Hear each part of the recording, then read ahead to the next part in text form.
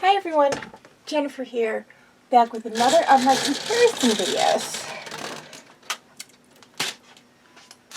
Now, this video is comparing the similarities and differences of the movie talk and book talk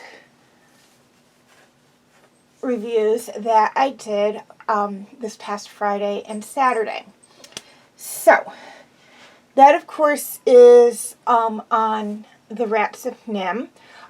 The book being Mrs. Frisby and The Rats of N.I.M.E. and the movie being The Secret of N.I.M.E. Okay, differences.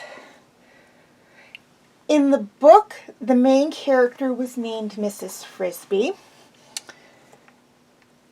Timmy does come out of the house. Like, at the latter half of the book, he does come out of the house a little bit, even though he's still sick with pneumonia. That's not a spoiler. It's mentioned very early in both the film and the book.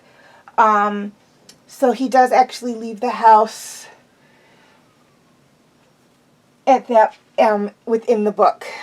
The rats do interact with the Frisby children in the book. We do see this. It's not really, we don't really see it in the, well, we do, and we do see it in the book, and then one of the children mention it as well. I forget whether it was Teresa or Martin or Cynthia, but one of them does mention one of the rats coming into the house to kind of explain to them what was going to happen. We really don't know what happens to Justin at the end of the book, which is a shame because he's one of my favorite characters from the movie. But yeah, the author kind of leaves that up in the air, so we really don't know what happens to him when the book ends. And the book is more science. We see the rats doing more with science than anything else within the book. Now, as for the movie, the main character's name is Mrs. Frisby, so they do change one letter in her name and make it something completely different from the book. Timmy never leaves the house in the movie. He does get up, he does talk a little bit at the end of the movie, but we never see him leave the house. We don't see him outside the house until the sequel movie, which is his movie. The rats never interact with the kids at all. We only see them interacting with the kids in the second movie, and it's mostly with Timmy. So that, you know, there's no going into the house. There's no explaining that you don't see them interacting with them. The kids know about what's going to happen, but mostly because their mom and Jeremy told them what was going to happen. We do know what happens to Justin at the end of the movie. We do there's really only, at the end of the movie, 3 rats that we will not be seeing in the follow-up, in the second movie. In the book, if the author ever did decide to do a follow-up, there would be a few others that we wouldn't know the fate of. But in the movie, there's only 3.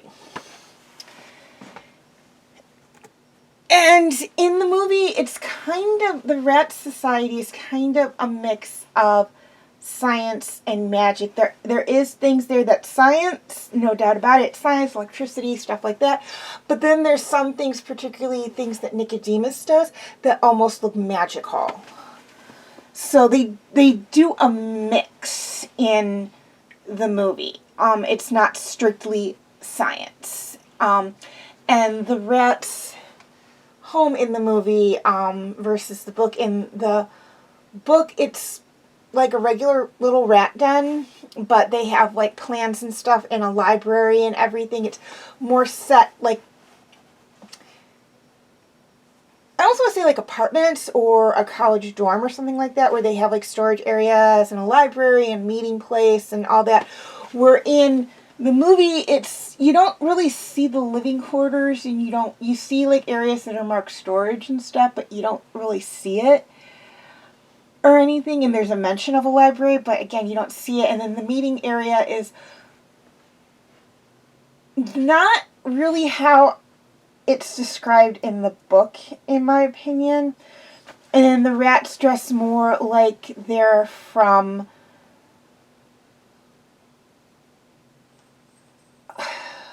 how do I explain?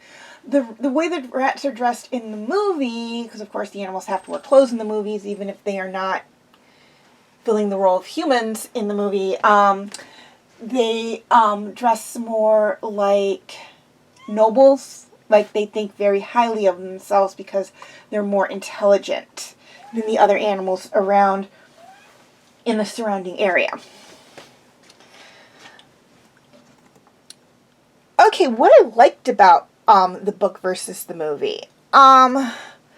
With the book, I liked everything about the book. It was very good. It was very cute. Again, I read the book mostly because I had seen the movie and saw that it was based on a book. So I'm like, oh, well, I want to read the book and see what it's like. Because sometimes the book and the movie are drastically different. And it was a very good book. I did like the book. There were a lot of things I liked about it. Few little things I didn't like about it were, of course, a couple of things that I mentioned in the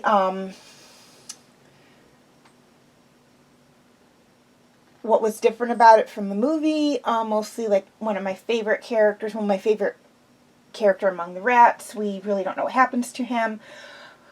And it is more, considering I saw the movie first, and I was kind of used to that science magic look they were going with the rats. The whole straight science thing kind of threw me a little bit. I was waiting for like some of the stuff that was more magical to pop up, and it didn't. But that's okay. I mean, the book was still on. The book on its own was great. I mean, if I had read the book before I saw the movie, I probably would have some of the little differences about it. Probably wouldn't have stuck with me as much until I saw the movie. But I did. I loved everything about the book. It was so cute. I liked the little illustrations that were on some of the pages. It's not vastly illustrated. It's not like a little kid book. It is, like, I would say upper L book. There are some pictures in it, but not a lot. But I mean, it was a great book, and I absolutely loved it. Now, as for the movie, again, everything. I like the characters. I like the storyline. I like the ending. And they ended it in a way that they could have just left it, or they could have picked it up with a sequel, which, of course, they chose to do the latter.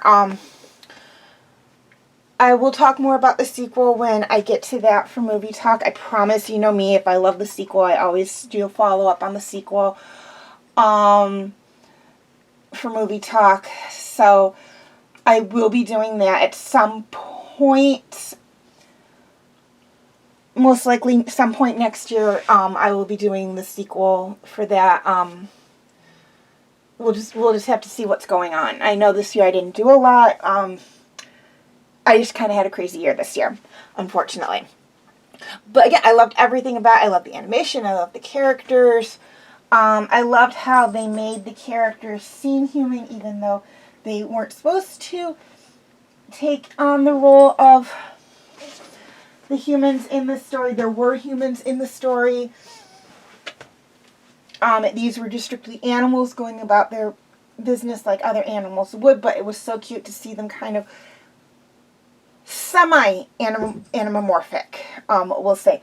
They weren't exactly animomorphic. It wasn't like in Zootopia or anything where they literally were living as humans. There were no humans. The animals were the humans. These guys were semi-anamorphic. They were living as animals amongst humans, but they did have, the animators and the story writers did give them some human traits, which I thought was very, very cute. I love it when animation